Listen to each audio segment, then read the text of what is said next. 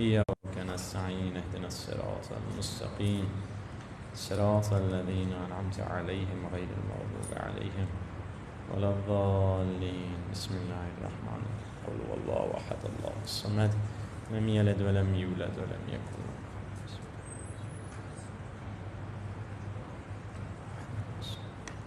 أنا لم يكن له. بسم الله الله الله الصمد. أعوذ بالله من الشيطان اللعين الرجيم. بسم الله الرحمن الرحيم. الحمد لله رب العالمين. الحمد لله كما هو أهله، والصلاة والسلام على سيد المرسلين وخاتم النبيين بالقاسم محمد. اللهم صل على وآله الطيبين الطاهرين المعصومين، واللعنة دائمة على أعدائهم أجمعين من الآن إلى لقاء يوم الدين. مل کر دعائے فرج کی تلاوت کرتے ہیں. الہی ازمن بلا وبرہ الخفا وانکشف الغطاء وانقطع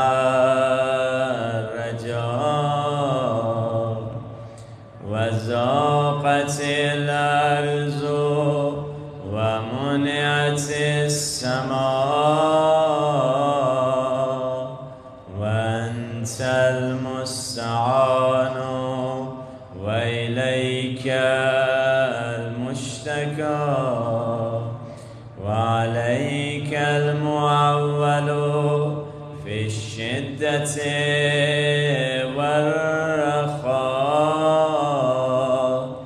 اللهم صل على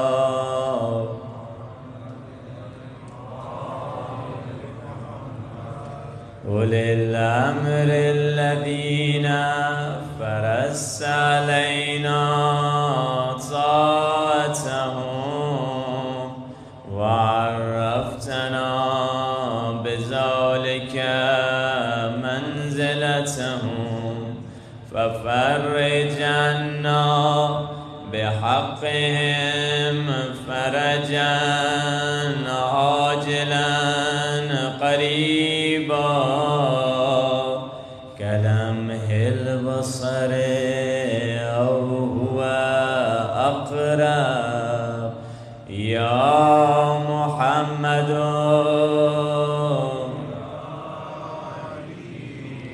يا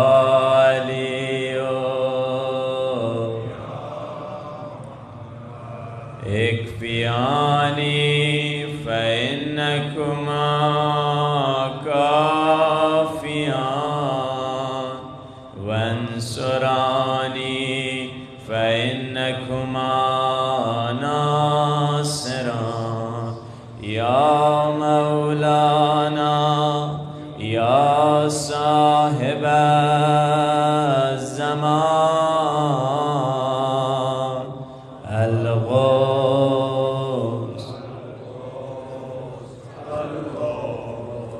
أدركني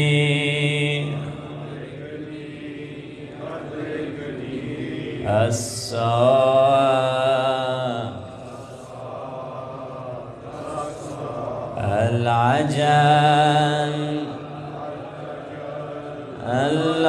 العجل بحق محمد وآله الطاهرين. صلوات.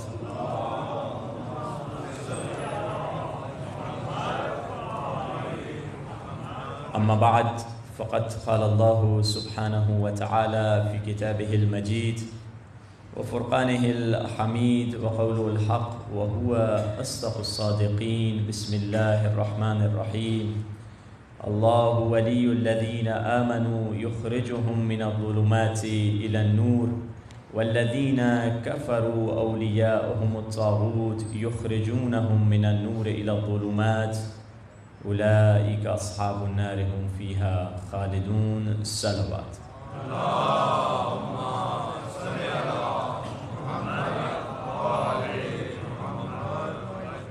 خداوند متعال نے انسان کو دنیا میں بھیجا اور انسان کی ہدایت کے لیے قرآن بھی بھیجے اور انبیاء بھی بھیجے. قرآن اور انبیاء انسان کو یہ بتلانے آئے ہیں، اے انسان دیکھ تمہاری زندگی کا مقصد کیا ہے، تمہاری زندگی کا ہدف کیا ہے، تمہاری زندگی کا ٹارگیٹ کیا ہے.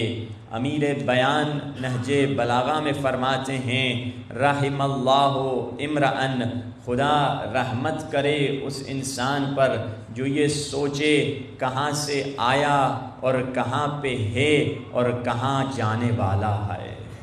انسان کا مقصد پتہ چلے، بگننگ کیا تھی، ابھی کہاں ہوں، کرنٹ سچویشن، اور میرا فیوچر کیا ہونے والا ہے.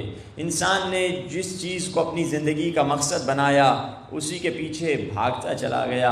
کسی نے وزارت کو مقصد بنایا، وزارت پہ پوری زندگی گزار دی. کسی نے سفارت کو مقصد بنایا، اسی نے پوری زندگی اسی کے پیچھے گزار دی.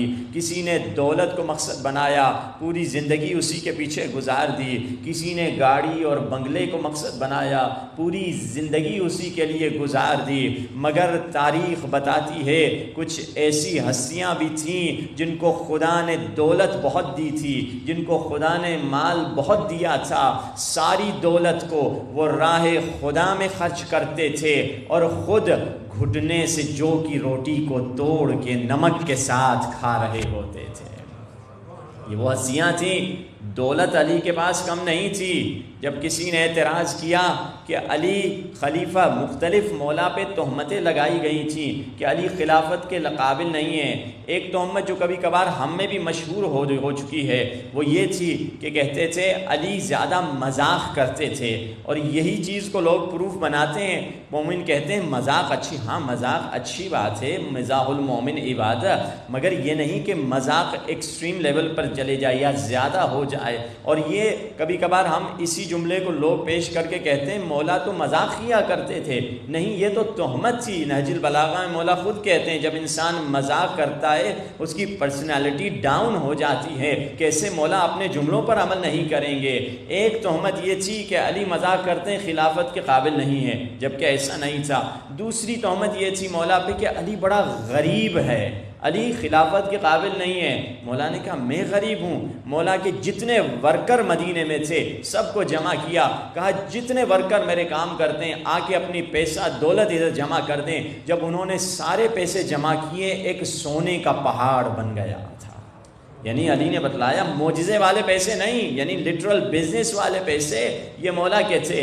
تو اب اسی مدینے کے زاہد کو کسی نے دیکھا اتنا بڑا دولت مند ہیں مگر جو کی روٹی گھٹنے سے توڑ کے کھا رہا ہے. کہا مدینے کے زاہد تو وہ ہے، تیرے ہاتھ نے خیبر کو اکھاڑا تھا، آج وہی ہاتھ سے جو کی روٹی گھٹنے سے توڑ رہے ہو. مولا نے کیا جواب دیا؟ ما قلعت باب خیبر بقوت جسمانیہ ولکن قلعتها بقوت ربانیہ. میں نے خیبر کو جسمانی طاقت سے نہیں اکھاڑا، میں نے خیبر کو خدائی طاقت سے اکھاڑا تھا. یہ اللہ صلی علی محمد. مولا نے اپنے جملے میں ایک پوائنٹ دیا، سوچنے والا اس پوائنٹ پہ سوچیں. مولا نے یہ بتلایا دنیا میں دو قسم کے کام ہوتے ہیں.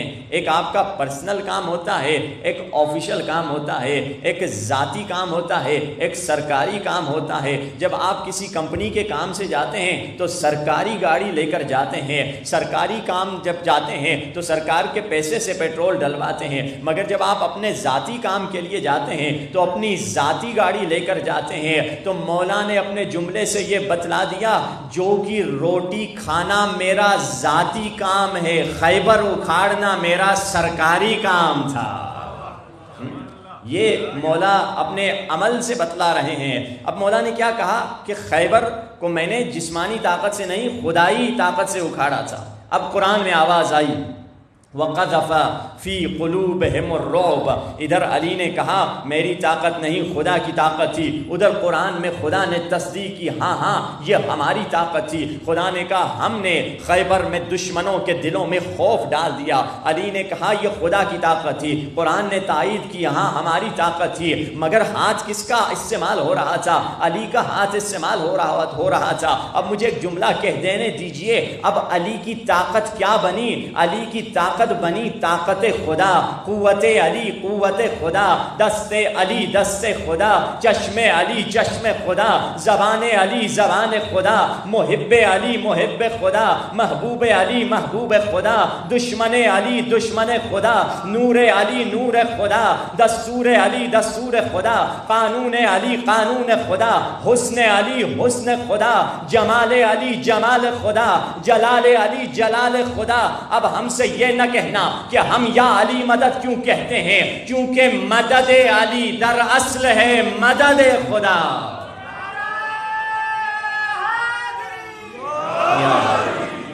علی سے جو ہم نصرت مانگتے ہیں وہ در حقیقت خدا سے نصرت مانگ رہے ہیں۔ کوئی کہے گا ارے شرک کر رہے ہو، بھائی جو ہمیں شرک کی تہمت لگاتا ہے وہ سمجھا نہیں۔ ہاں اگر خدا کے مقابلے میں علی کو رکھ دیا جائے، یعنی خدا کی چوڑائی میں کہ دائیں طرف خدا ہے تو بائیں طرف علی ہیں، ہم خدا کو چھوڑ کے علی سے مانگ رہے ہیں، یہ شرک ہے۔ یعنی چوڑائی میں اگر رکھ دیا جائے، اگر لمبائی میں رکھ دیا جائے، یہ شرک نہیں کہ ادھر علی ہیں اوپر رسول ہیں اور اوپر خدا ہیں، اور جو فیض مل رہا ہے خدا سے رسول کو مل رہا ہے، رسول علی کو دے رہے ہیں، یہ شرک نہیں، یہ توحید ہے۔ 14 صدی گزر گئی، مسلمان لمبائی اور چوڑائی کے فرق کو سمجھ نہیں پایا ہے کہ لمبائی میں رکھیں تو عین توحید ہے، چوڑائی میں رکھیں تو یہ شرک ہے کہ آپ خدا کے ٹکر میں کسی کو لا رہے نہیں، خدا کے طول میں عرض میں نہیں ہیں۔ تبھی تو ہم کہتے ہیں علی کے ذکر سے چہروں پہ نور آتا ہے، توجہ تو ہے نا، علی کے ذکر سے چہروں پہ نور آتا ہے، غرور جاتا ہے سرور آتا ہے، علی کے ذکر سے چہروں پہ نور آتا ہے، غرور جاتا ہے سرور آتا ہے، جس کو زمانے نے ٹھکرا دیا ہو لوگوں، علی کے در پہ وہ سائل ضرور آتا ہے۔ یہ وہ ہستیاں ہیں جن سے اگر مدد مانگتے ہیں، شیعہ قرآن سے بھی ثابت ہیں، شیعہ سنی علماء سے بھی ثابت ہیں۔ آپ دیکھیے لوگ ہم پر اعتراض کرتے ہیں کیوں تم وسیلہ بناتے ہو اہل بیت کا؟ ہم کہتے ہیں بھائی ہم کیوں نہ اہل بیت کا وسیلہ بنائیں، قرآن سے بھی ثابت ہے، احادیث سے بھی ثابت ہیں۔ کتاب مروج الذہب ہمارے اہل تسنن کی کتاب ہے، اس میں ایک واقعہ درج ہے کہ جب بھی رسول اللہ کے پاس کوئی بھی غریب آتا تھا، مسکین آتا تھا، بے اولاد آتا تھا، بے روزگار آتا تھا، یا رسول اللہ پریشان ہوں بیمار ہوں میرے لیے دعا کیجئے، رسول اللہ کی دعا کرنے کا یہی انداز تھا۔ رسول اللہ دعا کے لیے ہاتھ بلند کرتے تھے، فرماتے تھے اللہم ارحم علی فلان بحق علی، خدایا اس پر رحم فرما علی کے صدقے میں۔ یہ رسول اللہ کا انداز تھا۔ اب روایت کہتی ہے دربار نبی میں کچھ ایسے بیٹھے تھے جو پریشان ہو گئے، کیونکہ کئی ایسے لوگ دربار نبی میں تھے دل سے نہ نبی کو مانتے تھے نہ علی کو مانتے تھے۔ انہوں نے کہا یار یہ کیا معاملہ ہے، جب بھی کوئی آتا ہے علی کا نام، ہم بھی تو برابر میں بیٹھے ہیں، ہم بھی تو صحبت میں بیٹھے ہوئے ہیں۔ تو ان میں سے ایک تھے جو لمبے والے تھے، زیادہ ہوشیار تھے، انہوں نے کہا پریشان ہونے کی بات نہیں، ایک دن علی بیمار ہوں گے تب ہم ہی تو کام آئیں گے۔ اب انہوں نے یہ پلان بنایا، کچھ ہی دنوں کے بعد خدا جانے کائنات کا کیا سسٹم ہے، تو خدا رسول اللہ کے پاس مولا علی آئے بیمار ہو کے، یا رسول اللہ میں بیمار ہو گیا ہوں میرے لیے دعا کر دیجئے۔ اب عجیب ہے اس دن دربار نبی میں ان دونوں کے سوا اور کوئی نہیں تھا، یہ دو تھے، یا نبی تھے یا علی تھے۔ یہ خوش ہو گئے، ایک دوسرے کو کوہنیاں مار کے کہتے ہیں یا تیرا نام آئے گا یا ہمارا نام آئے گا، دربار نبی میں تو اور کوئی نہیں ہے، رسول ضرور ہمارا نام لے کر دعا مانگیں گے۔ اب یہ خوشی خوشی سن رہے تھے کہ رسول کیسے دعا مانگیں گے۔ ایک مرتبہ رسالت کے ہاتھ اٹھے، رحمت کے ہاتھ اٹھے، عزت کے ہاتھ اٹھے، عظمت کے ہاتھ اٹھے، رفعت کے ہاتھ اٹھے، یکایک پھول برسنے لگے، فرشتے خوشی میں ہنسنے لگے، انبیاء سننے کو آ رہے ہیں، مصطفیٰ کچھ کہنے کو جا رہے ہیں، رسالت ارادہ گفتار میں ہے، خدائی انتظار میں ہے۔ رسول اللہ نے ہاتھ بلند کیے، فرمایا اللہم ارحم علی علی بحق علی، خدایا علی پہ رحم فرما علی کے صدقے میں۔ علی پہ رحم فرما، تب بھی علی کے صدقے میں۔ اب ایک مرتبہ ان کے دلوں میں جو چھپا ہوا نفاق تھا وہ زبان پہ آیا، یا رسول اللہ یہ کیسی انصاف کی بات ہے، کوئی اور آتا ہے تب بھی علی کا نام لیتے ہیں، ابھی تو علی خود آ گئے ہیں تب بھی علی کا نام لے رہے ہیں۔ اب رسول اللہ کے جملے سنیں، اے مسلمان، اے رسول کی محبت کا دعویٰ کرنے والے، اے مدینے والے اور مدینے کی گلیوں کا نام سن کے رونے والے، اے کملی والے پہ رونے والے، اے مدینے کی نعت اور قصیدے پڑھنے والے، اے مسلمان سن رسول اللہ کیا فرما رہے ہیں۔ رسول اللہ فرماتے ہیں تم مجھ پر اعتراض کرتے ہو، تم علی پر اعتراض کرتے ہو کہ میں نے علی کا نام کیوں لیا ہے۔ میں نبیوں کا نبی، احمد مرسل، آمنہ کا بیٹا، جب اپنے لیے دعا مانگتا ہوں تب بھی علی کا نام لے کے دعا مانگتا ہوں۔ کہ جب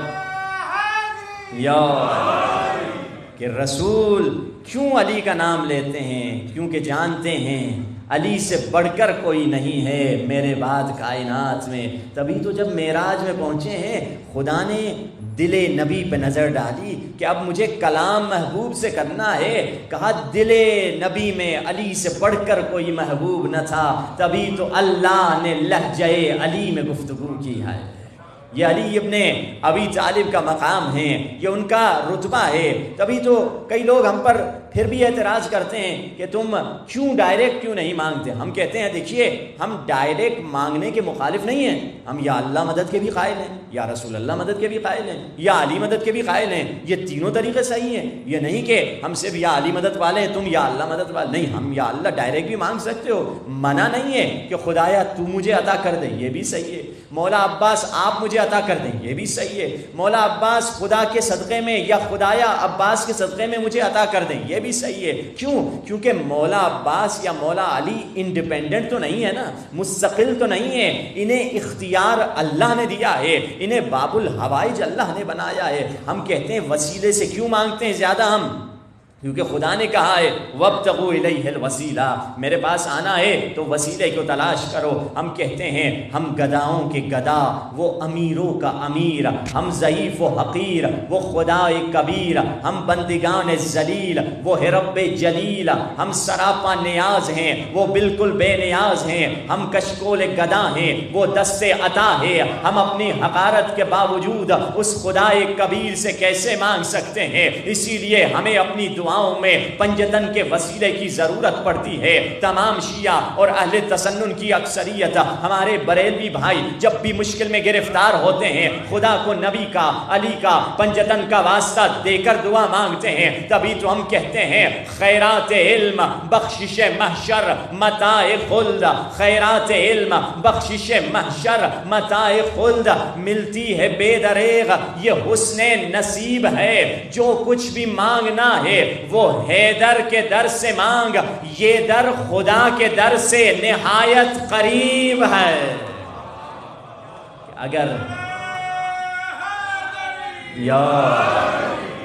اگر عطا چاہیے تو انہی ہستیوں کے در سے ہمیں عطا ملے گی۔ اور مقصد یہی ہے کہ ہم ذکر اہل بیت سنتے اسی لیے ہیں تاکہ ہمارا ایمان تازہ ہو جائے، اور جن ہستیوں کو مانتے ہیں ان ہستیوں کا ذکر رسول اللہ کے حکم کے مطابق زینوا مجالسکم بذکر علی، اپنی مجلسوں کی زینت ذکر علی سے کیا کرو۔ آئیے عنوان گفتگو کی طرف چلیں، ولایت اور عبودیت۔ اس سے پہلے کہ ہم عنوان گفتگو کی طرف چلیں، وہ پچھلا کل کے دن کا جو سوال تھا اس کے دیکھتے ہیں جوابات کتنے لوگوں نے تیار کیے ہیں۔ سوال کے دو ماشاءاللہ، سوال کوئی بتائے گا؟ چلیے پہلے کوئی سوال تو بتا دے، شاید کوئی آیا ہو۔ جی بسم اللہ، سوال کیا تھا؟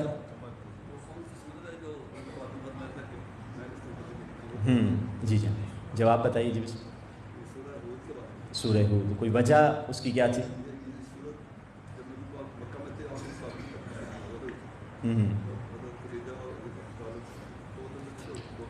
یہ آپ آگے اس پہ اگر بات کریں تو تاکہ دوسرے دوستان بھی استفادہ کر سکیں، سننے والے خواتین بھی کل آگے آ کے جی کون سی سورہ تھی جس نے رسول خدا؟ جی بالکل، ماشاء اللہ ماشاء اللہ ماشاء اللہ۔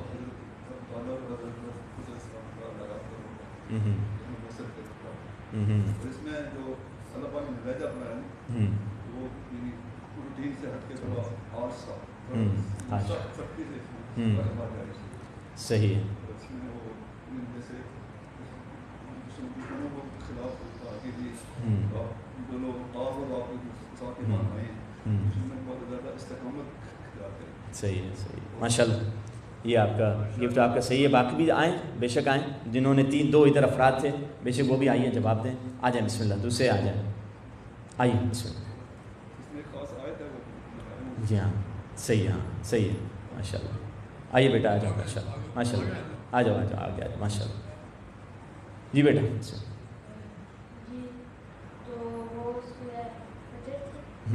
جی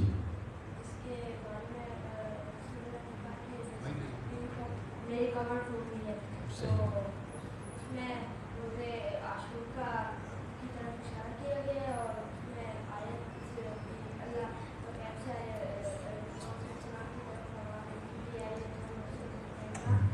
ایک ہی بار تو وہ پھر جب یہ موسم سے تو اس لیے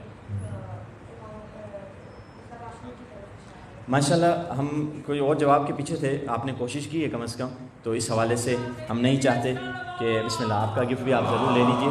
ایک صاحب بچتے ہیں انشاءاللہ, ایک صاحب آپ نے لے لیا, چلیے ساتھ میں. اور کوئی ہیں؟ جی جی بسم اللہ, ادھر سے آتے ہیں. جی ہاں,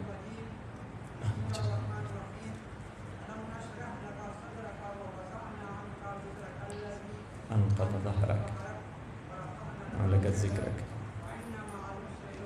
فإنما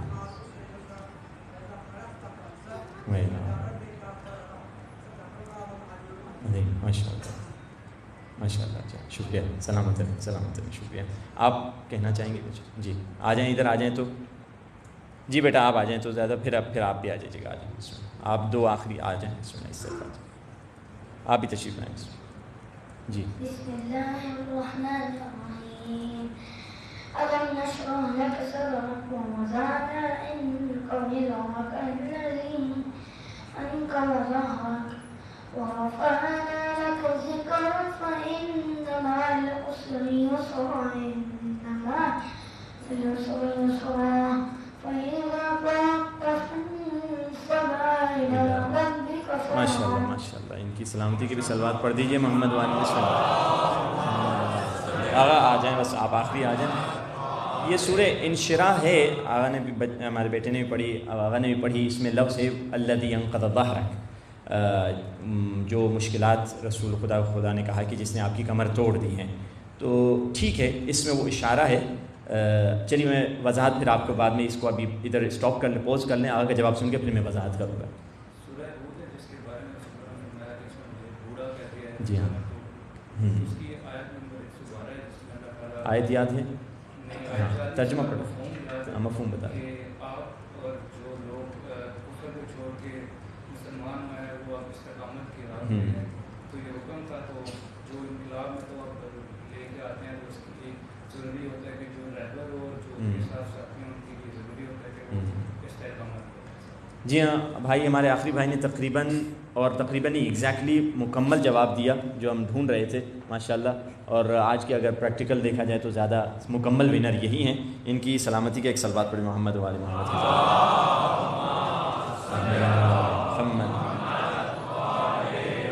وہ سورہ جس کے بارے میں کہا جاتا ہے رسول کو بوڑھا کر دیا, یا رسول کی جس سورہ نے کمر توڑ دی, شیبتنی سورۃ الہود, ایگزیکٹ جو ورڈ ہے وہ بوڑھا کا ہے, کہ مجھے سورہ ہود نے بوڑھا کر دیا. اچھا, اس میں لفظ کیا تھا؟ اس میں لفظ تھا فاستقم کما امرت, یہی لفظ تھا. اچھا, یہ لفظ کیا, اس کا ترجمہ کیا ہے کہ ویسی استقامت کرو حبیب جیسے ہم نے حکم دیا ہے تمہیں. اچھا سوال یہی لفظ کسی اور سورہ میں بھی ہے. رسول اللہ نے اس سورہ کے بارے میں نہیں کہا کہ وہ سورہ نے مجھے بوڑھا کر دیا, مگر اس میں کیا ہے, فاستقم کما امرت کے بعد جو جملہ ہے اس نے پرابلم, اس نے گویا مشکل رسول اللہ خدا کا مسئلہ تھا. وہ کیا تھا؟ وَمَنِ اتَّبَعَكَ, تمہیں بھی استقامت کرنی ہے, تمہیں بھی ریزسٹنس کرنی ہے, اور تیرے پیروکاروں کو بھی ریزسٹنس کرنی ہے. اب یہ رسول اللہ کہتے ہیں میں اس جسے کہا جائے پہاڑ کی اونچائی تک تو پہنچ جاؤں, مگر اس قوم کو کیسے لے کر جاؤں؟ رسول خدا کے لیے یہ پرابلم تھا, قوم نہیں جانے کو تیار ہے. اور اسی پریشانی نے رسول اللہ کو اتنا پریشان کیا, کیا فرمایا, سب کو خدا کہتا ہے کہ اور قرآن پڑھو، مگر رسول سے کیا کہا؟ قم اللیل الا قلیلا، حبیب اٹھ رات کو مگر اتنی عبادت نہ کر، کچھ کم عبادت کر۔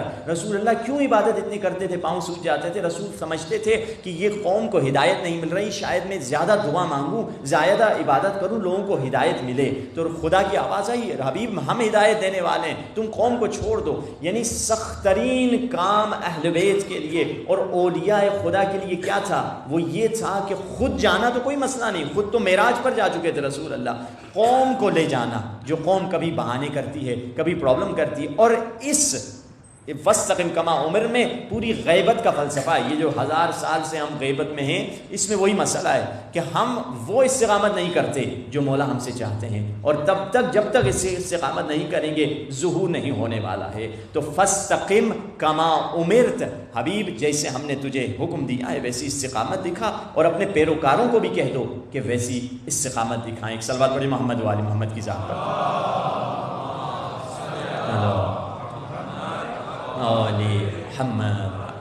اگلے دن کا آخری سوال ہے، زیادہ مشکل نہیں ہے، آسان ہے۔ وہ یہ ہے کہ کون سی ایسی سورہ ہے جس کے الفاظ بہت یونیک ہیں؟ کون سی ایسی سورہ ہے جس کے الفاظ جو ہیں کہیں اور قرآن میں ریپیٹ نہیں ہوئے ہیں؟ بہت منفرد سورہ ہے، اور اس کی انفرادیت سے نتیجہ کیا نکلتا ہے؟ یعنی ایک ایسی قرآن کی سورہ جس کے الفاظ دوسرے سورتوں سے یونیک اور ڈیفرنٹ ہیں، اور اس سے نتیجہ کیا نکلتا ہے؟ یہ کل کا سوال ہے۔ محمد والے محمد کی ذات پر صلوات بھیج دیجیے۔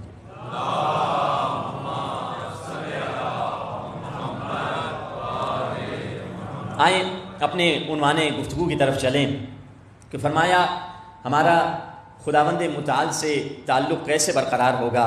جب ولایت کے سائے میں آئیں گے، اور ولایت ہم کو عبودیت کی طرف لے کر جائے گی، ہمیں عابد بنائے گی۔ مگر اس ولایت میں کئی رکاوٹیں ہیں، جو چیزیں ہمیں روک رہی ہوتی ہیں۔ ہم سب کو اچھائی کی تلاش ہے، خیر کی تلاش ہے۔ کوئی انسان نہیں چاہتا زندگی میں ناکام ہو جائے، فیلئر ہو جائے، ڈسٹروئے اپنی زندگی ہو جائے۔ ہر انسان خیر چاہتا ہے۔ کسی نے دولت میں خیر کو دیکھا، اسی کے پیچھے چلا گیا۔ کسی نے مال میں خیر کو دیکھا، اسی کے پیچھے چلا گیا۔ کسی نے فلاں لڑکے یا لڑکی سے شادی میں خیر کو دیکھا، اسی میں چلا گیا۔ کسی نے بڑا گھر، بڑی گاڑی، بڑے گھر کی لڑکی میں خیر کو دیکھا، اسی کے پیچھے چلا گیا۔ مگر خیر کس شے کا نام ہے؟ قرآن میں آواز آئی، اِنَّهُ لَحُبِّ الْخَيْرِ لَشَدِيدٌ، انسان خیر کا دیوانہ ہے۔ لحب الخیر لشدید، اس کی محبت خیر کی طرف شدید ہے، پاگل ہے انسان خیر کے لیے۔ اب وہ الگ بات ہے، کبھی کبھار تباہی میں خیر کو دیکھتا ہے اور اسی کے پیچھے چلا جاتا ہے۔ اب خیر ہم کو کہاں سے ملے گا؟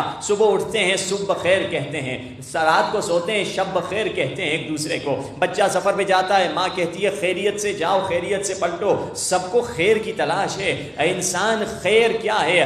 آواز آئی قرآن میں، بقیت اللہ خیر لکم، اے خیر کے تلاش کرنے والے، اگر تمہیں خیر ملے گا تو امام زمانہ کے در سے ملے گا۔ خیر چاہیے تو آقا کے در سے تمہیں خیر ملے گا۔ اب ہم کبھی کبھار ولایت کا جب ذکر کرتے ہیں، ہم سمجھتے ہیں امیر المومنین اس سے مراد ہے۔ ولایت سارے ائمہ کی ولایت ہمارے اوپر ہے، اور خصوصاً اس دور میں جب ولایت کا ذکر ہوتا ہے، اس سے مراد ہمارے 12ویں امام ہیں۔ جب کسی شخص نے مولا سے کہا، مولا پریشان ہوتا ہوں، آپ سے دور ہوں، میں کیا کروں؟ آپ سے ملاقات کرنا چاہتا ہوں۔ دیکھیے، اگر امام زمانہ کا زندگی میں توسل آ جائے، ہماری پوری زندگی بدل جائے گی۔ جب 9ویں امام جواد سے کسی نے کہا، مولا میں بہت دور ہوتا ہوں، آپ کو خط لکھوں، قاصد خط لے کر آئے پھر واپس آئے، اتنا ٹائم لگ جائے گا، مجھے کوئی ایسا طریقہ بتا دیجئے۔ موبائل کمیونیکیشن بھی اس زمانے میں نہیں تھی، میں آپ سے رابطہ کر پاؤں۔ تو مولا نے جواب میں خط میں کیا لکھا؟ حرک شفتیک، اے پوچھنے والے، اے ہمارے چاہنے والے، بس اپنے ہونٹوں کو ہلا، تمہاری آواز تمہارے آقا تک پہنچ جائے گی۔ بس اپنے ہونٹوں کو ہلا، امام زمانہ تک تمہاری آواز پہنچ جائے گی۔ مولا دور نہیں ہے، مولا ہمیشہ ہمارے ساتھ ہیں۔ یہ آیت جو پڑھتے ہیں، وَهُوَ مَعَكُمْ أَيْنَمَا كُنْتُمْ، وہ تمہارے ساتھ ہے جہاں تم چلے جاؤ۔ ظاہری تفسیر تو یہ ہے کہ خدا تمہارے ساتھ ہے جہاں بھی چلے جاؤ، مگر تفسیر اہل بیت یہ بتلاتی ہے، وَهُوَ مَعَكُمْ أَيْنَمَا كُنْتُمْ، تم جہاں بھی چلے جاؤ، تم ایک ایک کے ساتھ ہے۔ اس سے مراد امام دوران ہے، تم جہاں جاؤ امام زمانہ تمہارے ساتھ آئے۔ تم اپنے بس ہونٹ ہلا، تمہاری آواز امام تک پہنچ جائے گی۔ ہم اگر آیت اللہ مصباح فرماتے ہیں، عجیب جملہ ہے، دیکھیے دنیا کا قانون یہ جتنی عبادت سخت ہو اتنی زیادہ اس کا ثواب زیادہ ہے، احمدها افضلها، جتنی عبادت کڑوی ہو اس کا ثواب اتنا زیادہ ہے، حج سخت ہے اس کا ثواب زیادہ ہے، مشی کربلا کی سخت ہے ثواب زیادہ ہے، یعنی جتنی تہجد سخت ہے اس کا ثواب زیادہ ہے، فجر مشکل ہے اس کا ثواب زیادہ ہے، مگر ایک جگہ یہ قانون بدل جاتا ہے۔ وہ کون سا قانون ہے؟ آیت اللہ مصباح فرماتے ہیں کہ سب سے آسان ترین اور افضل ترین عبادت یہ ہے، آسان بھی ہے افضل بھی ہے۔ وہ قانون ٹوٹ گیا، ادھر یہ قانون ٹوٹا ہے۔ کون سی عبادت جو افضل ترین بھی ہے آسان ترین بھی ہے؟ کہا افضل ترین اور آسان ترین عبادت یہ ہے کہ اپنے امام زمانہ سے توسل کرتے جاؤ۔ پورا دن گزر جائے، کم از کم ایک زیارت آل یاسین تو پڑھ لیں جس میں 3 منٹ لگتے ہیں، ایک دعائے عہد پڑھ لیں جس میں 5 منٹ لگتے ہیں، کوئی ایک دعا اپنی روٹین میں لے کر آ جائیں کہ یہ ٹائم اس امام زمانہ کے لیے میں نے رکھا ہوا ہے جو میرے زمانے کا امام ہے۔ عجیب ہے، ہم باقی اماموں کی معرفت رکھتے ہیں، سب سے کم 12ویں امام کی معرفت، سب سے کم 12ویں امام کا ذکر ہے۔ جب کسی نے مولا سے کہا مولا ایک نسخہ دیجئے آپ سے میں توسل کروں، تو مولا نے اسے کہا یہ کہ دعا پڑھو، اور یہ دعا چلتے پھرتے بھی انسان پڑھ سکتا ہے۔ کیا کہو؟ یا اللہ، یا محمد، یا علی، یا فاطمہ، یا صاحب الزمان ادرکنی ولا تہلکنی، یعنی 4 نام ہیں، اللہ کا نام، رسول اللہ کا نام، مولا علی کا نام، بی بی سیدہ کا نام۔ یہاں پہ بی بی سیدہ کے نام کے بعد فوراً کہا یا صاحب الزمان، اے امام زمانہ، ادرکنی، میری مدد کیجئے، ولا تہلکنی، مجھے ہلاکت سے بچا دیجئے۔ اب پوچھنے والے نے مولا سے کہا مولا آپ نے 4 نام لیے، اللہ کا نام، رسول اللہ کا نام، مولا علی کا نام، بی بی سیدہ کا نام، پھر آپ کا نام، 5 نام لیے ہیں، مگر اس کے بعد آپ نے کہا ہے ادرکنی،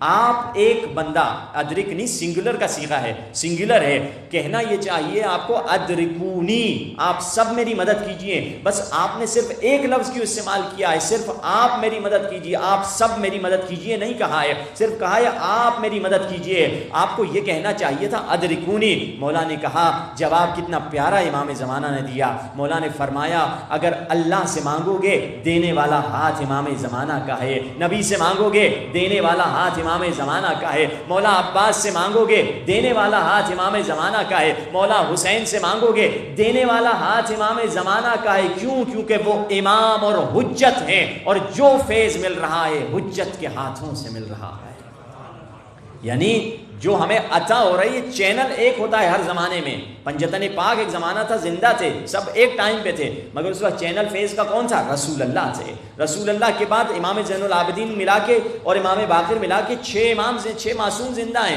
مگر چینل فیض کا صرف مولا علی تھے اس وقت۔ ابھی چینل فیض کا کون ہے؟ جہاں سے فیض مل رہا ہے وہ امام زمانہ ہے، اور ہمیں ان کی معرفت ضروری ہے، ہمیں ان کی ولایت چاہیے۔ اب زیارت عاشورہ میں کیا پڑھتے ہیں؟ پڑھتے ہیں ان یجعلنی معکم فی الدنیا والآخرہ، مجھے اہل بیت کی مائیت مل جائے دنیا میں بھی آخرت میں۔ اچھا مائیت کیسے ملے گی؟ آواز آئی قرآن میں حضرت ابراہیم کی، ومن تبعنی فإنہ منی، جس نے میری اتباع کی وہ میرے ساتھ ہو گیا۔ مائیت اہل بیت کی شرط کیا ہے؟ اتباع ہونی چاہیے، یعنی اگر تبعیت آئے گی، اطاعت آئے گی اور اوبیڈینس آئے گا تب جا کر مائیت ملے گی۔ وہ مائیت جس میں صرف اپنے فائدہ نہیں، نقصان بھی ہو سکتا ہے اہل بیت کے ساتھ رہنے سے، کچھ دینا بھی پڑتا ہے، صرف لینے کے لیے تو نہیں۔ کتنے لوگ تھے مولا علی کے زمانے میں صرف بینیفٹ لینے آتے تھے، کیا کہتے تھے؟ کہتے تھے اگر ہمیں کھانا کھانا ہوتا ہے، بریانی کھانی ہوتی ہے، ہم چلے جاتے ہیں ابو سفیان کے بیٹے کے پاس، اور نماز پڑھنی ہوتی ہے تو ابو طالب کے بیٹے کے پاس چلے آتے ہیں، یعنی کباب بریانی شابر میں ادھر جا کے کھاتا تھا، اور جا کے نماز مولا کے پاس آ کے پڑھتا تھا، کہتا تھا دنیا ادھر سے لیتا ہوں، معنویت اور آخرت ادھر سے لیتا ہوں۔ یہ اتباع نہیں چاہیے۔ اتباع کیسی ہونی چاہیے؟ اتباع ایسی ہونی چاہیے کہ تمہیں در بدر کر دیں، تمہاری بیٹی کو مار دیں، تم پردیس سے دور ہو جاؤ، مگر ابو ذر کی طرح عشق علی میں ڈٹے رہو گے۔ ابو ذر کو جلا وطن کیا، بیٹی مر گئی، بچی مر گئی، مگر اس کے باوجود ابو ذر ڈٹے رہے، ابو ذر ثابت قدم تھے۔ آپ نے سنا وہ آیت فاستقم کما امرت، ابو ذر ثابت قدم تھے۔ ابھی اہل بیت کی مائیت ہمیں چاہیے، مائیت تب تک نہیں ملے گی جب تک اطاعت نہیں آئے گی۔ امام حسن عسکری علیہ السلام کا زمانہ ہے،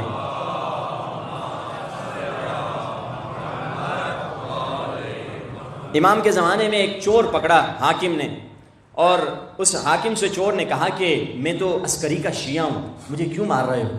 اس نے کہا اچھا، اور یہ مولا کا چاہنے والا تھا حاکم، یہ چور کو لے کر امام کے پاس آ گیا، مولا اس کو ہم نے چوری کرتے ہوئے پکڑا ہے، یہ کہہ رہا ہے آپ کا شیعہ ہوں۔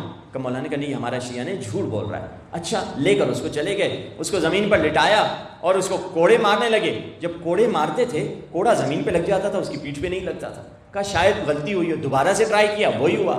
5-10 دفعہ ٹرائی کیا، کوڑا اس چور کو نہیں لگ رہا ہے، زمین پہ لگ رہا ہے۔ کہا عجیب بات ہے، مولا نے تو ادھر سے کہا یہ ہمارا شیعہ ہے نہیں، اور یہ کیا کرامت نظر آ رہی ہے کہ کوڑا اس کو نہیں لگ رہا۔ اس نے کہا جاؤں واپس، شاید میں نے غلط سنا ہو۔ مولا کے پاس آیا، مولا آپ نے یہی تو کہا کہ وہ آپ کا شیعہ نہیں ہے۔ مولا نے کہا نہیں نہیں، بالکل وہ ہمارا شیعہ نہیں ہے۔ مولا اگر آپ کا شیعہ نہیں ہے، یہ کیسی کرامت ہم نے دیکھ لی، ہم اسے کوڑا مارتے ہیں، کوڑا اس کے جسم پہ نہیں زمین پہ لگتا ہے۔ مولا نے فرمایا وہ ہمارا شیعہ نہیں ہے، مگر اس کے دل میں ہماری محبت ہے جس کی تم کرامت دیکھ رہے ہو۔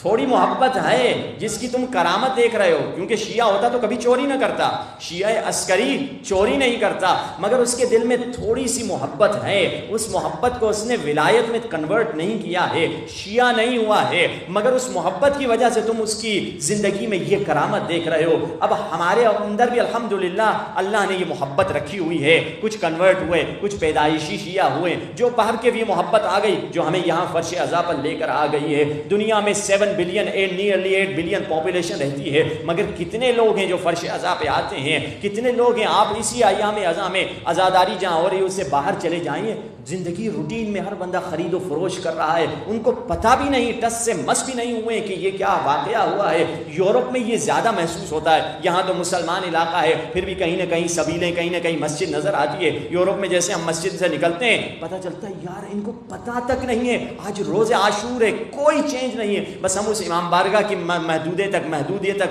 ہمیں محسوس ہوتا ہے کہ یہ ماحول ہے، آج 10 محرم کا دن ہے۔ دنیا کو پتہ ہی نہیں ہے، معرفت ہی نہیں ہے اہل بیت کی۔ یہ شکر کرنا چاہیے، کم از کم اہل بیت کی معرفت ہے۔ شیعہ دنیا میں کتنے پرسنٹ ہوں گے؟ 1% بھی شاید دنیا کے نہیں ہوں گے، 3% شاید ہوں گے، بہت کم ہے پرسنٹیج دنیا میں۔ اگر 7-8 بلین میں 300 ملین نکالیے، ہماری کیا پرسنٹیج ہیں جو اہل بیت کی محبت اور معرفت رکھتے ہیں؟ اب ہمیں شکر کرنا چاہیے، مگر اس محبت کو تبدیل کرنا چاہیے ولایت میں، تاکہ ہم شیعہ بن سکیں، تاکہ ولایت کے قلعے میں داخل ہو سکیں۔ جب اہل بیت شیعوں کو دیکھتے تھے ان کی بڑی قدر کرتے تھے۔ جب بصرے سے شخص آیا کہ مولا نے پوچھا بصرے میں ہمارے کتنے شیعہ ہوں گے؟ مولا نے کہا پوری، کہنے والے نے مولا سے کہا مولا سارے 50,000 پاپولیشن جو بصرے میں رہتی ہے وہ سب آپ کے شیعہ ہیں۔ مولا نے کہا 50,000 کہہ رہے ہو، میں کہہ رہا ہوں کہ بصرے میں 25 شیعہ بھی نہیں رہتے ہیں۔ 50,000 کی پاپولیشن میں 25، آپ بتائیے پرسنٹیج کتنا بنتا ہے؟ 0.0001% بنے گا۔ یعنی 50,000 میں جو مولا کے شیعہ ہونے کے قائل تھے اور کہتے تھے ہم شیعہ علی ہیں، مولا نے کہا 25 بھی شیعہ نہیں ہیں۔ مگر جب شیعہ آتا تھا اس کو مولا کیسے ملتے تھے اور کیسے استقبال کیا کرتے تھے۔ جب آیا مولا نے کسی مومن کو دیکھا، کہا مومن تم جب آتے ہو ہمارے دل کی خوشی کا سبب بنتے ہو۔ جب حقیقی شیعہ ہے، کتنا مقام بلند تھا زرارہ کا، کتنا اچھا مقام تھا ہشام کا، یہ خاص صحابی تھے 6 7ویں امام کے، اور اگر ہمارا بھی وہ رتبہ مولا کے سامنے ہو جائے، کیا کہتے تھے امام معصوم؟ کہتے زرارہ جب ہم تمہیں دیکھتے ہیں ہمیں خوشی ہوتی ہے۔ یہ مقام اگر کسی جوان کا ہو جائے، امام زمانہ اس سے کہیں ہمیں تمہیں دیکھ کر خوشی ہوتی ہے۔ تبھی تو امیر المومنین نہج بلاغہ میں کہتے اعینونی، اے شیعوں میری مدد کرو۔ مولا ہم تو صبح شام یا علی مدد کہتے ہیں، آج آپ ہم سے مدد مانگ رہے ہیں۔ ہاں اعینونی، اے شیعوں میری مدد کرو۔ کیسے؟ بے ورعن، اپنے تقوی سے مجھ علی کی نصرت کیا کرو، اپنے تقوی سے مجھے علی کی مدد کیا کرو۔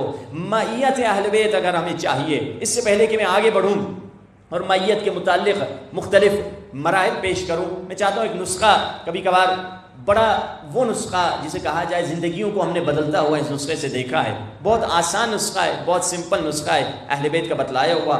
اس کے راوی امام خمینی سے ہی منقول ہے یہ نسخہ۔ امام خمینی کی جوانی تھی، امام خمینی حرم امام رضا سے نکل رہے تھے، وہاں پہ ایک آیت اللہ کو دیکھا، اس زمانے کے ولی خدا تھے جنہیں آیت اللہ نخدکی اصفہانی کہا جاتا ہے۔ یہ آیت اللہ نخدکی اصفہانی اس زمانے میں ایج ان کی بڑی تھی، عارف تھے، پہنچے ہوئے شخصیت تھی۔ امام خمینی گئے ان کے پاس، اور مشہور تھا کہ ان کے پاس علم کیمیا ہے، یعنی الکمی کا نالج، جو پتھر یا لوہے کو جس سے آپ سونے میں بدل سکتے ہیں۔ تو ایک مرتبہ وہ آئے، امام خمینی ان سے کہا کہ میں نے سنا ہے آپ کے پاس علم کیمیا ہے، مجھے سکھا دیں، میں غریبوں کی مدد کروں گا، مسجدیں بناؤں گا، پتہ نہیں اسپتال بناؤں گا، مدرسے بناؤں گا، مختلف نیکی کے کام کروں گا، بیواؤں کی مدد کروں گا۔ کہا آیت اللہ نخودکی نے، بیٹا خمینی میں تمہیں علم کیمیا سکھا دوں اور تم پورے پہاڑ کو سونے میں بدل بھی دو، مجھے یہ بتاؤ کیا تم گارنٹی دے سکتے ہو کہ اس پہاڑ کو، اس تمام ایک ایک گرام سونے کو وہیں خرچ کرو گے جہاں اللہ چاہتا ہے؟ پورا پہاڑ جب سونے میں بدل گیا، کہا میں تو یہ گارنٹی نہیں دے سکتا، شاید کہیں کوئی چور آ جائے، کوئی ڈاکو آ جائے، اتنا بڑا پہاڑ امریکہ آ جائے گا، اسرائیل آ جائے گا، وہ قبضہ کر لیں گے، شاہ کا زمانہ تھا۔ کہا میں یہ گارنٹی تو نہیں دے سکتا۔ کہا بیٹا خمینی یہ چھوڑو علم کیمیا کیا ہے، میں تمہیں اس سے بہتر ایک چیز بتاتا ہوں، ایک ایسا نسخہ ہے جو علم کیمیا سے بہتر ہے۔ اور کہا بتلائیے، آسان نسخہ ہے، 5 چیزیں ہیں عمل کرنے والی، وہ کیا ہیں؟ کہا کہ جب بھی، اور یہ نسخہ ہم نے آسٹریلیا میں، کینیڈا میں، یورپ میں لوگوں کو بتایا، سب نے کہا، مختلف انہوں نے فیڈ بیکس دیے، کسی نے کہا میری معنویت بڑھ گئی، کسی نے کہا میرا بزنس اچھا ہو گیا، کسی نے کیا کہا، مختلف انہوں نے فائدے بتلائے۔ کہا یہ 5 چیزیں کیا کرو۔ کہا پہلی چیز، جب بھی نماز پڑھو، نماز کے بعد آیت الکرسی پڑھ لیا کرو، جو اکثر لوگ پڑھتے ہیں آنکھ پر ہاتھ رکھ کر۔ اس کے بعد آیت الکرسی کے بعد تسبیح حضرت سیدہ پڑھ لیا کرو، اللہ اکبر، الحمدللہ، سبحان اللہ، جو پڑھی جاتی ہیں، یہ بھی اکثر لوگ پڑھتے ہیں۔ اس کے بعد، مگر اس سیٹنگ میں پڑھنا ہے، اس ارینجمنٹ میں پڑھنا ہے جیسے انہوں نے بتلایا ہے۔ اس کے بعد 3 مرتبہ سورہ توحید کی تلاوت کر دو، پھر 3 مرتبہ صلوات کی تلاوت کرو، پھر 3 مرتبہ سورہ طلاق کی دوسری اور تیسری آیت کی تلاوت کرو۔ دوسری آیت پوری نہیں ہے، تیسری آیت پوری ہے۔ کون سی؟ سورہ طلاق کی کون سی آیت؟ وَمَن يَتَّقِ اللَّهَ يَجْعَل لَّهُ مَخْرَجًا وَيَرْزُقْهُ مِنْ حَيْثُ لَا يَحْتَسِبُ وَمَن يَتَوَكَّلْ عَلَى اللَّهِ فَهُوَ حَسْبُهُ إِنَّ اللَّهَ بَالِغُ أَمْرِهِ قَدْ جَعَلَ اللَّهُ لِكُلِّ شَيْءٍ قَدْرًا۔ جو اللہ کا تقوی اختیار کرے گا، اللہ اس کو کہیں سے نکلنے کی جگہ دکھا دے گا۔ وَمَن يَتَوَكَّلْ عَلَى اللَّهِ فَهُوَ حَسْبُهُ، جو اللہ پر توکل رکھے گا، اللہ اس کے لیے کافی ہے، اللہ اس کے لیے سفیشنٹ ہے، اللہ اس کے لیے انف ہے۔ قد جعل اللہ لکل شیء قدرا، اللہ نے ہر چیز کا ایک ٹائم اور ایک وقت مقرر کر دیا ہے کہ کون سی نعمت کب کس کو کہاں ملنے والی ہے۔ امام خمینی فرماتے ہیں اس نسخے پر میں نے زندگی بھر عمل کیا، اور وہ خمینی دوران فرماتے ہیں ہر چه دارم از این دارم، جو بھی مجھے زندگی میں ملا ہے اس نسخے کے نتیجے میں ملا ہے۔ یہ نسخہ، یعنی وہ خمینی اس پر عمل کرتے تھے، ہم تو کچھ نہیں ہیں ان کے مقابلے میں، یعنی وہ برکتیں آپ کو ملیں گی جو امام خمینی کو برکتیں ملی تھی زندگی میں۔ یعنی آسان نسخہ ہے، یعنی اہل بیت کے بتائے ہوئے اگر نسخے پر انسان عمل کرنا چاہے، اس کی زندگی بھی سنور جائے گی اور آخرت بھی سنور جائے گی۔ اب بریکٹ بند کرتا ہوں، واپس اپنے موضوع کی طرف آتا ہوں۔ ہم معیت چاہتے ہیں، فمن تبعنی فانہ منی، ہم کہتے ہیں کہ ہمیں معیت اہل بیت ملے۔ معیت کیسے ملے گی؟ اتباع کی شرط میں ملے گی، اور اتباع کون سی؟ محب نہیں، شیعہ ہونا ہے۔ میں نے کہا محبت فرسٹ اسٹیج ہے، محبت پہلی سیڑھی ہے، مگر یہ ہم کو کہاں لے جائے گی؟ آسمان ولایت کی طرف لے جائے گی۔ اس کو کم نہ سمجھیے۔ جب وہ عالم نے نجف میں کسی جوان کو دیکھا کلین شیو کیا ہوا ہے اور امام رضا، امام علی کی زیارت کے لیے آیا ہے، اس نے بڑی حقارت کی نگاہ سے دیکھا کہ علی علی کرتا ہے، دن دناتا پھرتا ہے، مولا علی کی محبت کا دعویٰ، ایک داڑھی کی قربانی نہیں دے سکتا، عجیب جوان ہے۔ کہ یہ سوچ کر اس نے دل میں سوچا اور رات کو سو گیا۔ اللہم صلی علی محمد، کہ یہ کیسا انسان ہے داڑھی نہیں رکھتا، یہ سوچ کے یہ کہہ کے ذہن میں بولا بھی نہیں اس کو، یہ سو گیا۔ رات کو اس نے امیر المومنین کو دیکھا، امیر المومنین نے اس سے کہا کہ اے عالم دین، اے مومن، تم نے کل کسی کو حقارت کی نگاہ سے دیکھا تھا۔ کہا جی مولا وہ گنہگار تھا۔ مولا نے کہا وہ دیکھو سامنے کچرے کا ڈھیر پڑا ہوا ہے جس میں سے بدبو نکل رہی ہے۔ کہا جی مولا۔ کہا جاؤ بیلچہ اٹھاؤ، اس کچرے کا ڈھیر ہٹاؤ۔ اس نے بیلچے سے سارا کچرا ہٹایا اور اس کے نیچے کچھ چیز چمک رہی تھی۔ مولا نے کہا اس کو اٹھاؤ، اس نے اس کو اٹھایا، اور مولا نے کہا اس کو دھو لو، اس نے دھویا۔ مولا نے پوچھا یہ کیا ہے؟ کہا مولا ایک چمکتا ہوا بہت قیمتی ہیرا ہے، میں نے ایسے زندگی میں نہیں دیکھا۔ تو مولا نے جواب میں کہا دیکھو وہ گنہگار جس کو تم حقارت کی نگاہ سے دیکھ رہے تھے، تھا تو وہ گنہگار، اس کے دل میں غلاظت تھی، اس کے دل میں گناہ کی نجاست تھی، مگر اس کے دل میں ہماری محبت کا چمکتا ہوا ہیرا بھی تو تھا۔ تم نے صرف اس گناہ کو دیکھا، تم نے یہ نہیں دیکھا یہ مولا کا محب ہے جیسا بھی ہے۔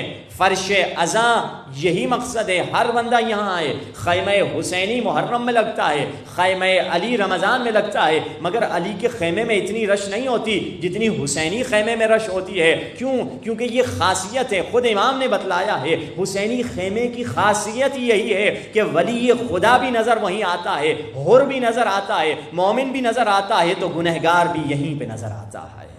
فرش ازا سب کو آنے کی اجازت ہے، یہ نہیں کہ تم بے حجاب ہو تم نہیں آ سکتی۔ ارے وہ بے حجاب نہیں آئے گی تو اس کو ہدایت کہاں سے ملے گی؟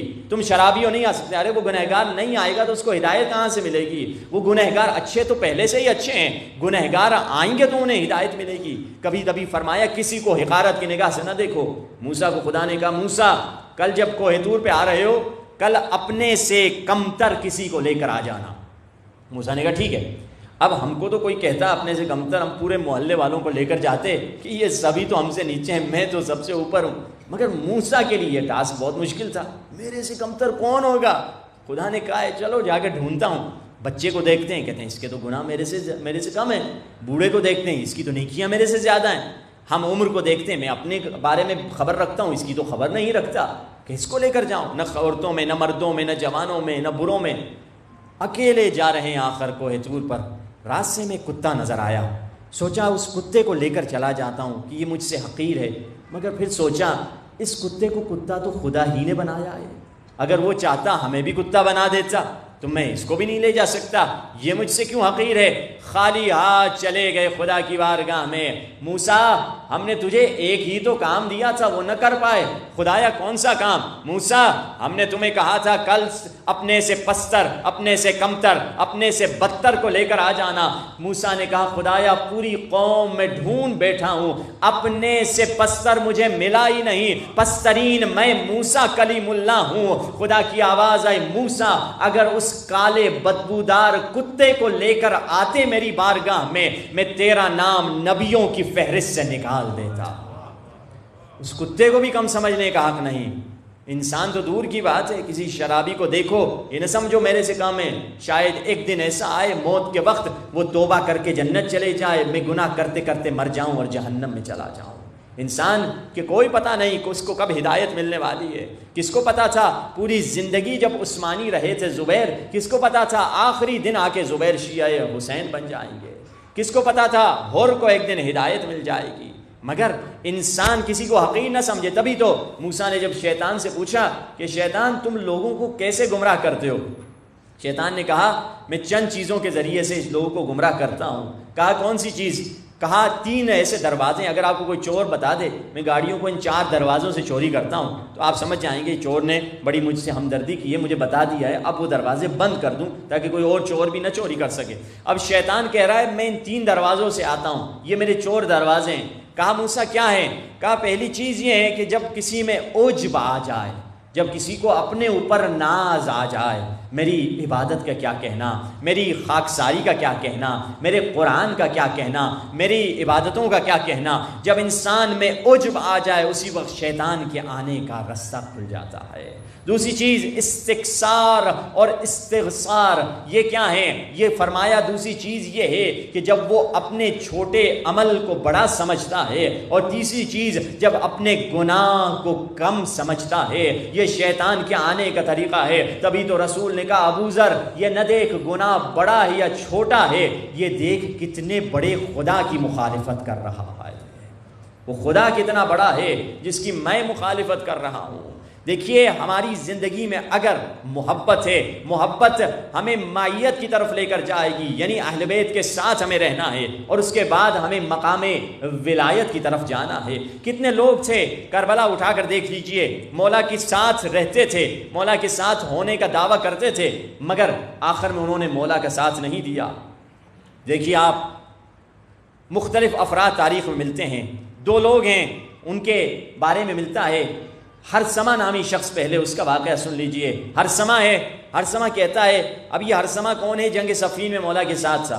ہرسمہ کہتا ہے میں جنگ صفین میں مولا کے بعد، جنگ صفین کے بعد مولا علی کے ساتھ پلٹ رہا تھا، مولا علی ایک جگہ پہ رکے، وہاں کی خاک کی مٹی اٹھا کے سونگ کے کہتے ہیں بڑی خوش نصیب ہے یہ مٹی، اس مٹی میں ان لوگوں کا خون بہے گا جو لوگ بلا حساب جنت کی طرف چلے جائیں گے۔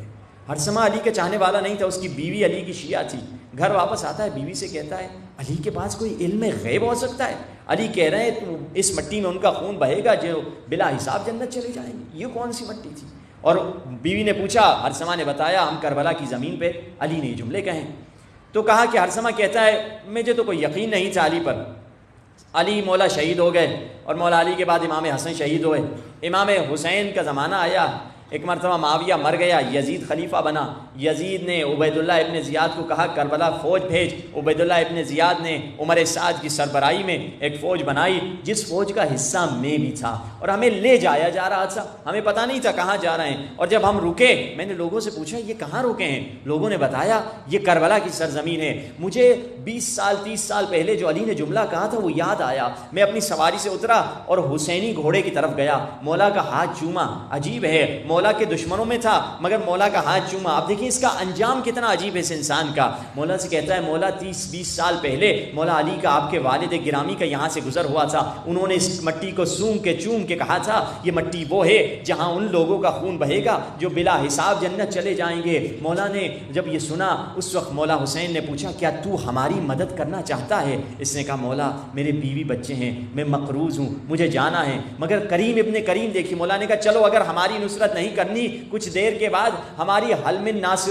ینصرنا کی آواز بلند ہوگی، اگر کوئی لبیک نہیں کہے گا وہ جہنم میں جائے گا، جلدی سے کربلا سے دور ہو جاؤ۔ ہرثمہ کہتا ہے میں سواری پہ بیٹھا اور دور بھاگتا چلا گیا کہ میں حسین کی مدد کی آواز نہ سنوں۔ مولا کی پیش گوئی سن چکا تھا، مولا کے ہاتھ چومتا تھا، مولا کی عظمت جانتا تھا، مگر مولا کی نصرت کو تیار نہیں تھا۔ یعنی جسم مولا کے ساتھ تھا، روح مولا کے ساتھ نہیں تھی۔ اس کے مقابلے میں ایک اور تاریخی عبرت ہے۔ ایک بندہ ہے جس کا، ایک بوڑھا ہے جس کا نام تاریخ میں نہیں ملتا مگر کام ملتا ہے، جن کو آج کل کہتے ہیں نا گمنام سپاہی۔ وہ سپاہی جس کا نام کوئی نہیں جانتا مگر سپاہی ہے۔ وہ کون تھا؟ وہ ایک 60-70 سال کا بوڑھا تھا، نجف اپنا کوفے میں رہنے والا ایک جوان اس کا راوی ہے۔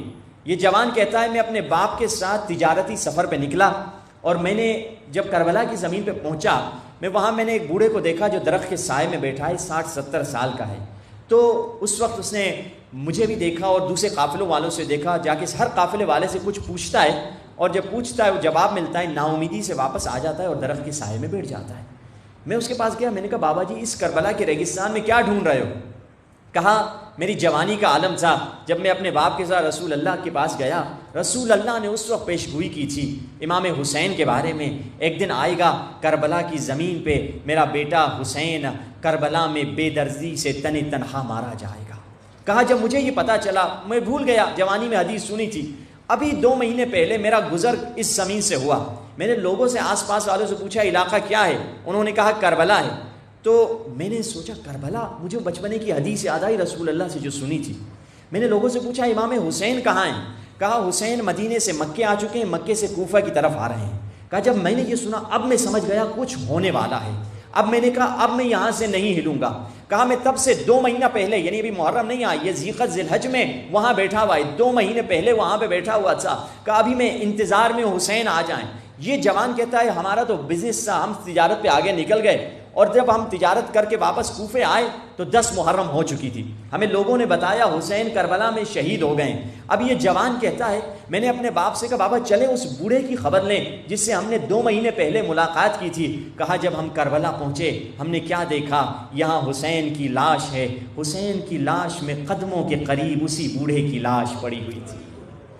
یہ حسین سے پہلے کربلا پہنچ گیا تھا۔ السابقون السابقون اولئک المقربون، یہ سابق تھا۔ جوان کربلا پہنچنا ہے، حسین سے پہلے حسین کی نصرت کے لیے کربلا پہنچ جاؤ۔ حسین سے ہم کہتے ہیں حسین مولا آپ بھی جانتے ہیں، حسین مولا آپ کی ماں بھی جانتی ہے، ہم آپ سے بڑی محبت کرتے ہیں۔ مولا ہم کہتے ہیں کاش ہم کربلا میں ہوتے، مولا ہم یہ نہیں کہتے ہم بڑا کام کر لیتے، ہم بڑی جنگ کر لیتے، مگر یہ تو کر سکتے مولا تیری بے کفن لاش کو ہم دفنا دیتے۔ عجیب ہے حسین کی بے کفنی کی داستان، عجیب ہے۔ کوئی یہ نہیں کہتا نجف سے کفن لے کر آنا، کوئی یہ نہیں کہتا کاظمین سے کفن لے کر آنا، کوئی یہ نہیں کہتا مشہد سے کفن لے کر آنا، مگر سب کہتے ہیں کربلا سے کفن لے کر آنا۔ کیا وجہ ہے؟ جواب زیارت میں ہے۔ امام حسین کی زیارت میں کیا پڑھتے ہیں؟ السلام علی مدفون بلا غسل و کفن۔ امام حسین کی زیارت میں پڑھتے ہیں، اس کا مطلب یہ ہے کہ علی اگر مدفون ہیں تو اپنے کفن میں مدفون ہے، اگر امام موسیٰ کاظم مدفون ہے تو اپنے کفن میں مدفون ہیں، مگر ایک زہرا کا لال ہے جو بے کفن مدفون ہے۔ زہرا کے لال کا کفن کیا تھا؟ خاک و خون کربلا میں لپٹا ہوا بدن تھا۔ زہرا کہتی رہی میرا بھیا بے کفن تھا۔ ہاں آزادارو، اگر ہم دیکھنا چاہتے ہیں کربلا میں، ایک علماء کہتے ہیں یہ کام ضرور کرنا، کربلا جاؤ، کربلا سے ایک کفن لے لینا اور کفن لے کر زری سے مس کرنا اور ایک ہاتھ اپنا زری کی جالی میں ڈالنا اور مس کر کے کہنا اے بے کفن ہمارے سلام کو قبول کر۔ ہاں زادارو، یہ وہی بے کفن ہے جو پوری دنیا کو کفن دے رہا ہے۔ ایک عالم دین کا واقعہ ہے، کہتے ہیں ایک امارات کا رہنے والا مومن تھا، بڑا مالدار تھا، اس نے مجھے عشرے کے لیے بلایا اور اس نے مجھے کہا قبلہ آپ نے مجلس جو پڑھنی ہے، ہر مجلس میں آپ نے بی بی فاطمہ زہرا کے مصائب ضرور پڑھنے ہیں۔ کہا میں کوشش کروں گا۔ کہا جب مجلس ختم ہوئی، ہم کھانے پہ بیٹھے تھے عشرے کے بعد، میں نے ان سے پوچھا کیوں آپ نے کہا بی بی سیدہ کے مصائب ضرور پڑھیں؟ کہا کہ میں شیعہ باپ کا بیٹا نہیں ہوں، ابھی شیعہ ہوا ہوں تازہ۔ میرے باپ کسی اور مذہب کے ماننے والے تھے، بہت مالدار تھے، ان کا باپ مر گئے، ان کا پیسہ ورثے میں مجھے ملا۔ میری ماں اہل بیت کے چاہنے والی تھی، اہل بیت کا ذکر کرتی تھی۔ میں نے شادی کی، اللہ نے مجھے 4-5 برس کی بیٹی دی، اور جب وہ 4-5 برس کی بچی ہوئی وہ بڑی پیاری باتیں کرنے لگی۔ میں دن میں 10 مرتبہ بیوی کو فون کر کے پوچھتا تھا بیٹی کیا کر رہی ہے، وہ بتاتی تھی بیٹی کھیل رہی ہے، بیٹی یہ کر رہی ہے۔ 10 اتنی محبت تھی، اس بچی کا دیوانہ تھا۔ ایک دن میری بیوی نے فون کر کے مجھے کہا جلدی آؤ تیری بیٹی مر جائے گی۔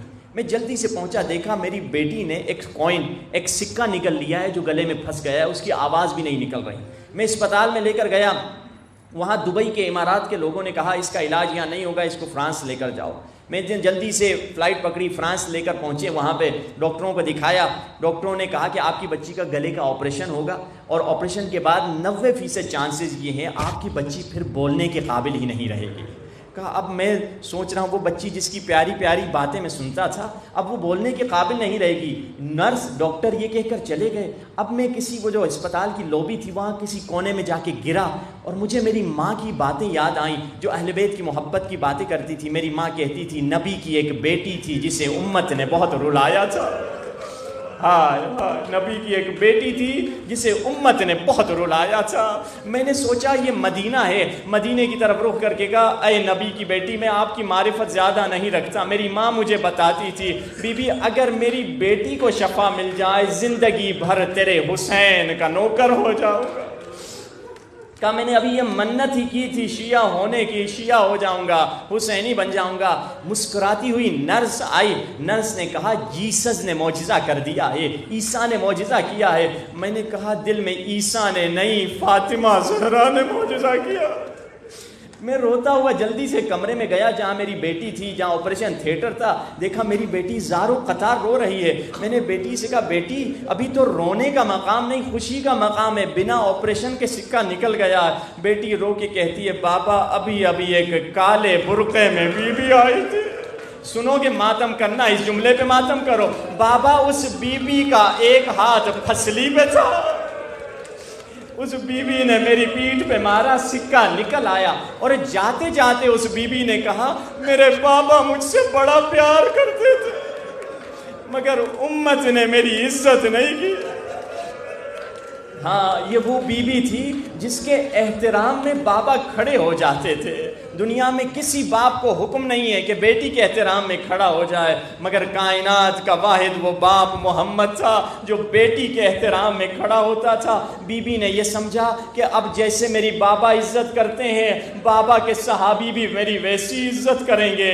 مگر جانتے ہو کیا ہوا؟ بابا کے بعد بابا کے نوکروں سے جھڑکیاں کھا کے دربار سے واپس آئی فاطمہ زہرا. ہاں لوگوں سے علماء کہتے ہیں دو چیزیں کبھی نہ بھولنا، ماں کا دربار میں جانا اور بیٹی کا بازار میں جانا. ہاں زادارو یہ وہ بیوی تھی جس کو ہمیشہ سے درد یہ تھا کہ لوگ علی کی مدد نہیں کرتے. کسی دن بیوی نے کہا یا علی میں نے سنا ہے جب آپ بازار میں جاتے ہیں لوگ آپ کو سلام نہیں کرتے ہیں. مولا علی نے کہا حسنین کی اماں اب تو بات اس سے آگے نکل چکی ہے، اب تو میں سلام کرتا ہوں لوگ جواب نہیں دیتے. اللہ تمہیں کوئی غم نہ دے سوائے غم حسین. ہاں آزادارو یہ وہ بیوی ہے، کتنی اس بیوی نے مصیبتیں دیکھی. سنو گے وہ بیوی نے کب امام کا دفاع کیا. عجیب ہے کبھی برداشت انسان کو نہیں ہوتا. اس وقت جب بیوی کا محسن شہید ہو چکا تھا، بیوی کی پھسلیاں ٹوٹ چکی تھیں، اور جب ہوش میں آئی سنو گے پہلا سوال کیا کیا؟ فضا بتاؤ میرے آقا علی کو کہاں لے کر گئے؟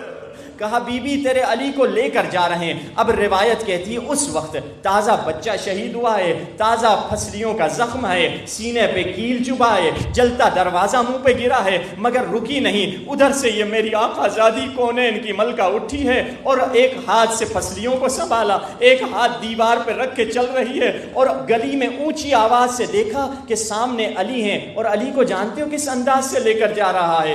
سنو گے علی کا امامہ سر سے اتار دیا، ہاتھوں میں رسی بنا دی امامے سے، اور علی کے ہاتھ کو باندھ کے لے کر جا رہے ہیں. فاطمہ نے جیسے یہ دیکھا آواز دی خلو ابو الحسن، حسن کے بابا کو چھوڑ دو، مگر کوئی رکا نہیں. اب فاطمہ قریب گئی، ایک مرتبہ علی مولا کے کمر بند میں ہاتھ ڈالا، جو کمر میں پٹا یا کمر میں کپڑا تھا اس میں ہاتھ ڈالا، کہا میں علی کو جانے نہیں دوں گی. اب آزادارو ایک طرف اکیلی زہرا، ایک طرف پورا لشکر علی کو کھینچ رہا ہے. آخر زہرا کتنا علی کو اپنے طرف روکتی. روایت کہتی ہے زہرا بھی کھچتی چلی جا رہی تھی، زمین پہ پاؤں خط کھینچ رہے تھے، مگر ہاتھ نہیں چھوڑا. وفا کو دیکھیے، ہاتھ نہیں چھوڑا. ظالم نے دیکھا زہرا ہاتھ نہیں چھوڑ رہی. سنو گے عزادارو، معاف کرنا سیدو، ظالم نے اپنے غلام سے کہا زہرا کا ہاتھ چھڑا دو. ظالم نے تلوار کے نیام سے سید زادی کے ہاتھ پہ اتنا مارا، ہاتھ چھوٹا نہیں، ٹوٹ گیا. اللہ تمہیں کوئی غم نہ دے سوائے غم حسین. مگر یہ بی بی کی وفا پہ سلام. سنو گے ہزادارو، کیا بی بی اب گھر واپس گئی؟ نہیں گئی. پھسلی الگ ٹوٹی، ہاتھ الگ ٹوٹا، پھر اٹھی ہے، پھر گئی. جہاں دیکھا مسجد میں دیکھا 10 لوگ تلواریں لے کر علی کے اطراف کھڑے ہیں اور کہہ رہے ہیں بیعت کر دو. بس جیسے بی بی نے تلواروں کو دیکھا اب برداشت نہ ہوا. کہا میں بابا کے روزے پہ جاتی ہوں، وہاں بالوں کو پریشان کروں گی، وہاں بد دعا دوں گی. سلمان کہتے ہیں جب بد دعا کا نام آیا، جو مسجد کے ستون تھے اتنے اوپر ہو گئے کہ لوگ ستون کے نیچے سے گزر سکتے تھے. جیسے علی نے یہ حالات دیکھے، کہا سلمان جا کے نبی کی بیٹی کو روک دے، بد دعا نہ کر. اب تیزی سے فاطمہ زہرا روزہ نبی کی طرف بڑھ رہی ہے، پیچھے سے سلمان آ رہے ہیں، بی بی بد دعا نہ دینا. بی بی روتی ہوئی جا رہی ہے، کیوں نہ بد دعا دوں، میرے علی کو قتل کر رہے ہیں، میرے علی کو مار رہے ہیں. تو ایک مرتبہ سلمان نے کہا بی بی علی نے کہا ہے بد دعا نہ دے. تیز چلنے والی زہرا رک گئی، کہا جو علی کی رضا وہ میری مرضی. میں بی بی فاطمہ زہرا سے کہوں گا بی بی آپ نے 10 تلواریں علی کے اطراف دیکھی، برداشت نہ کر پائیں. کسی نے زخم تو نہیں مارا تھا، کسی نے مارا تو نہیں تھا، مگر اے بی بی آپ کی بیٹی زینب کربلا میں دیکھ رہی ہے، شمر حسین کے سینے پہ بیٹھا ہے اور داڑھی کو تھام کے ضربے مار رہا. اللہ تمہیں کوئی غم نہ دے. آئے حسین. فاطمہ زہرا کو آج بی بی زینب کا پرسہ دینا ہے، شرم سے نہ رونا، تھک کے نہ رونا۔ 11 محرم کو زینب نے ایک آواز سنی تھی کہ لاشوں کو پامال کیا جائے۔ بی بی زینب نے جب یہ آواز سنی، بی بی نے سوچا ساری لاشیں پامال ہوں گی، مگر ہر کے قبیلے والے آئے، کہا ہم ہر کی لاش کو پامال ہونے نہیں دیں گے ورنہ جنگ ہو جائے گی۔ کہا ٹھیک ہے، ہر کی لاش کو اٹھا لو۔ حبیب کے قبیلے والے آئے، حبیب کی لاش کو پامال نہیں ہونے دیں گے۔ کہا ٹھیک ہے، یہ لاش بھی اٹھا لو۔ سنو گے عزادارو، برداشت کرو گے؟ ایک ایک کر کے لاشیں اٹھتی چلی گئیں، بس ایک غریب سید کی لاش کربلا کے میدان میں پڑی رہی۔ زینب ماتم کر کے کہتی رہے، مسلمانوں یہ نبی زادے کی لاش ہے، مسلمانوں یہ زہرا کے بیٹے کی لاش۔ عزادارو ایک جملہ بڑا سخت ہے، مقتل کا جملہ ہے کہ 10 ظالم عمر سعد کے پاس آتے ہیں، کہتے ہیں امیر ہمیں انعام دے دو۔ ظالم کہتا ہے کیا انعام تمہیں دے دوں، تم نے کیا کام کیا ہے؟ کہا ہمیں خاص انعام دینا، ہم نے خاص کام کیا ہے۔ یہ مقتل کے جملے ہیں، کہتے ہیں یہ 10 ملعون، نحنو رززنا الصدر، ہم نے سینے کی ہڈیاں توڑی ہیں، ہم نے لاش سید پہ گھوڑے دوڑا ہے۔ تبھی تو یہ لاش جب زینب نے دیکھی، کیا کہا؟ پہچان نہ سکی، انت اخی، کیا تو میرا بھائی ہے؟ میرا حسین ایسا تو نہ تھا۔ بس عزادارو آج ان ایام میں زینب پہ رونا ہے۔ چلیں یہ کاروان کہاں پہنچا ہے؟ جب یہ لٹا ہوا قافلہ دربار ابن زیاد میں پہنچا، میں نے کہہ دیا اور آپ نے سن لیا، یہ وہ بیبیاں ہیں جن کی ماں کا جنازہ رات کی تاریکیوں میں اٹھایا گیا تھا، اور وہ بیبیاں دربار میں پہنچی ہیں۔ تبھی تو جب امام زین العابدین سے کسی نے کہا، مولا آپ اتنا رو رہے ہیں اپنے شہیدوں پہ، شہادت تو آپ کا ورثہ ہے، آپ اتنا گریہ کیوں کر رہے ہیں؟ سنو گے امام زین العابدین کا زبان حال، مولا فرماتے ہیں تم نے میرے ساتھ انصاف نہیں کیا۔ مجھے بتاؤ، اگر کسی جوان کے سامنے اس کی ماں کا برقع اتار دیا جائے، بتاؤ اس جوان کی کیا حالت ہوگی؟ کہا مولا وہ مر جائے گا۔ کہا میری نگاہوں کے سامنے شمر زینب کا برقع کھینچ رہا تھا۔ عزادارو دربار میں جب یہ قافلہ پہنچا ہے، ایک مرتبہ ظالم نے کہا، مولا علی ابن الحسین امام زین العابدین سے کہا، دیکھ اے سجاد تیرا باپ مارا گیا، تو ذلیل ہو گیا۔ مولا نے کہا ہمیں ذلت نہیں، ہمیں شہادت کی عزت ملی ہے، حاکم تو ذلیل ہوا ہے۔ جیسے اس نے یہ کہا، اس نے یہ سنا، کہا کہ اے جلاد اس علی کو قتل کر دو، علی زین العابدین کو قتل کر دو۔ جیسے یہ حکم آیا، اب جیسے دیکھا آپ نے سنا، جیسے فاطمہ نے اپنے امام کا دفاع کیا تھا نا، فاطمہ کی بیٹی نے تربیت میں ماں سے سیکھا تھا کیسے امام کو بچاؤ، جیسے سنا سجاد کو قتل کر دو، زینب بی بی آگے بڑھی، کہا ظالم میں علی کی علی بیٹی بول رہی ہوں، جب تک میرے دم میں دم ہے امام کو کوئی آنچ نہ آنے پائے گی۔ ظالم نے کہا اس زینب کو بھی قتل کر دو۔ اب فضہ کھڑی تھی برابر میں، فضہ کو بی بی فاطمہ زہرا کی وصیت یاد آئی۔ بی بی فاطمہ زہرا نے کہا تھا، بہن فضہ میں نے تمہیں بہن کہا بھی اور بہن سمجھا بھی، میں دنیا سے جا رہی ہوں، میرے بچوں کی حفاظت کر لینا۔ اب فضہ سوچ رہی ہے میں نے مدینے میں حسن کے جگر کے ٹکڑے دیکھے، حسن کو بچا نہ سکی، میں نے کربلا میں حسین کی لاش پامال دیکھی، حسین کو بچا نہ سکی، ارے یہ تو زہرا کی تیسری اولاد مرنے جا رہی ہے۔ فوراً فضہ سامنے کھڑی ہو گئی، کہا ظالم پہلے مجھے قتل کرو گے پھر زینب تک پہنچو گے۔ ظالم نے کہا اس حبشی خاتون کو قتل کر دو۔ اب فضہ نے چاروں طرف دربار میں نظریں دوڑائیں، 40 حبشی غلام سے حبشی زبان میں کہا، حبشیوں تمہاری غیرت غیرت کہاں ہے؟ میں حبش کی شہزادی ہوں، میں اس ملک کو چھوڑ کے زہرا کی خدمت کے لیے آئی ہوں، تمہیں غیرت کہاں ہے؟ لوگ مجھے قتل کر رہے ہیں، اب 40 تلواریں نکلی، عزاداروں ماتم کرنا ہے زینب بی بی کا، اسی جملے پہ ماتم کر دینا، میری مظلومہ بی بی کا جملہ سن لینا۔ ان 40 حبشی غلاموں نے تلوار نکالی، کہا خبردار حاکم، ہر کسی کی بیٹی تو علی کی بیٹی کی طرح لاوارث نہیں ہوتی، یہ حبش کی بیٹی ہے۔ عزاداروں زینب بڑی صابرہ بی بی تھی، جب یہ جملہ سنا ایک مرتبہ مدینے کی طرف رخ کر کے کہا نانا رسول اللہ، فضہ کو بچانے والے تو ہیں مگر تیری زینب کو بچانے والا کوئی نہیں ہے۔ ماتم حسین